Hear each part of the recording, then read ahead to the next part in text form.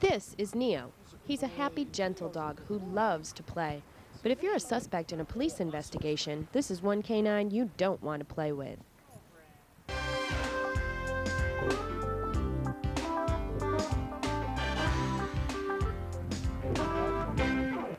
Neo is just one of the dogs who work for the Ithaca City Police Department.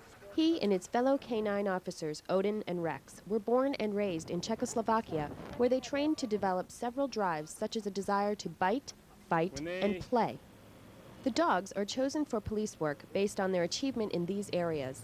Once they reach the U.S., each dog is carefully placed with a specific officer who will become their new handler, depending upon the personality traits of both the dog and the officer.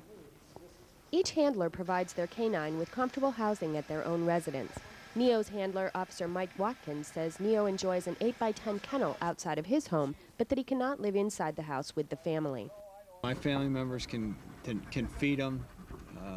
Obviously, they can't control him, but if he's out and they're out, there's no problems with him. He'll come up and want him to pet him and play with his toy, just like any other dog would. When he comes into a house, he's doing work. A couple theories behind having him outside of the kennel all the time is, especially around here where it gets cold in the wintertime, if he's curled up at the foot of your bed, and I say, all right, Neil, we got to go to work, and it's 20 below zero, and it's, outside, and inside he's nice and warm, he's not going to be so enthused to go out. But if I go out to his kennel, and he's in his doghouse curled up, which is pretty warm, and it's 20 degrees below zero, and there's 3 feet of snow, and I say, okay, Neil, let's go to work, he's going to be okay. The relationship between police dogs and their handlers requires a different level of commitment. The dog's every need during the workday and at home are the responsibility of the handler. In return, these K-9s give their love, their loyalty, and sometimes their lives. I know he's here to protect me. That's what he's here for. He lives every day for me to come, get him from the kennel and go to work. And having him there is an added benefit to me because I have a little more security. Obviously, he's not the end-all, save-all for everything, but he's there to protect me and to do the work he's trained to do. The K-9 unit began in 1997 due to the commitment of Odin's handler, Officer Ray Schweiger, who found the grant money and training opportunities that would help develop the program into what it is today. Officer Schweiger says the benefits to the community are many. I see it as a very large deterrent for a variety of crimes. Obviously, the drug aspect of it, they give us a little bit more leeway and open a few more doors than we would normally have. They're a lot quicker for searching for drugs. They help find lost people. The public relations aspect of it, people see that we're not just out here leather glove, leather boot jacketed thugs. Twice a month, the K-9 officers meet for training in order to keep their dogs interested in the game. As you can see, when you're running away from the police, these dogs are no fun to play with. Oh, little boy, nice bite, nice bite. Yeah, full mouth bite. The mouth is fully engulfed in the sleeve. Slow down, buddy.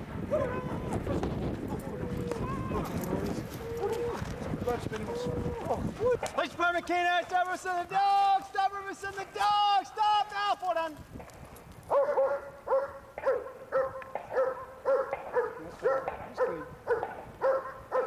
In some instances, the suspect gives up. In these cases, the dogs are trained to intimidate only. By barking at the feet of the suspect, they are able to keep them from running away. The moment they move, the dogs can easily apprehend them. They bite, and they don't let go. Rex's handler, Officer Fred Myers, says that more often than not, suspects stay put. The most useful thing the dog does while he's out working is just be there. The fact that that dog is in a car, and the car pulls up on a scene, it totally changes the dynamics of the scene. We've been told that numerous times, time and time again from suspects. Well, I was going to do this until the dog showed up. I was going to do this until I read that the officer was a K-9 officer. I was going to run, I was going to fight, I was going to do this or that. That's all done. They don't want to do anything once the dog rolls up. Police Department K-9, feed the Billy, speak to me now, Mr. the dog. Police Department K-9, good ability, speak to me now, send the dog. Police Department K-9, it's your last warning, speak to me now, I'm send the dog. During this building search, the suspect is behind the door on the far wall. The dog catches the human scent and tracks it to the suspect. After what we've seen today, would you want to be behind this door?